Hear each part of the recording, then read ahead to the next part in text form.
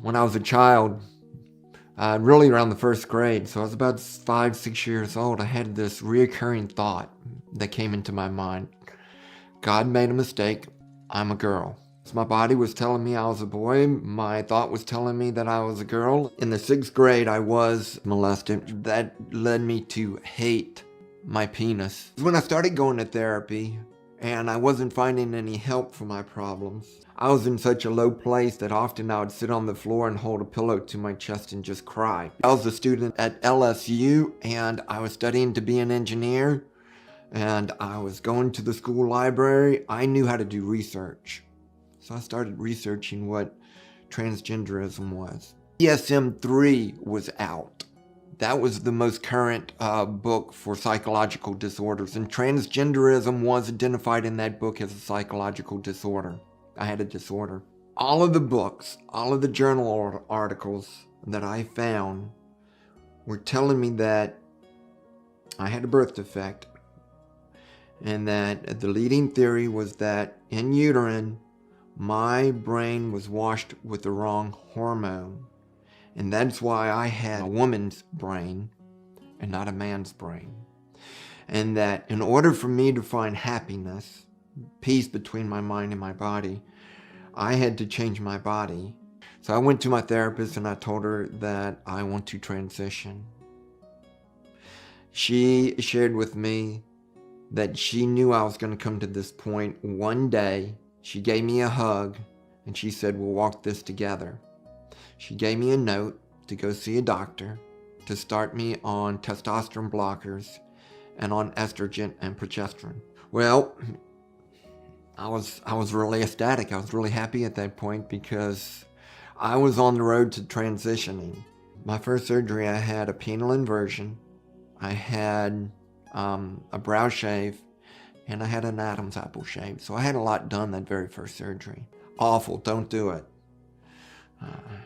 Don't do it. Another surgery was rhinoplasty.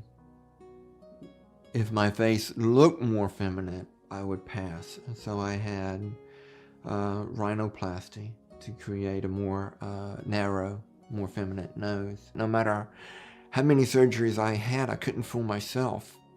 Every time I would look into the mirror,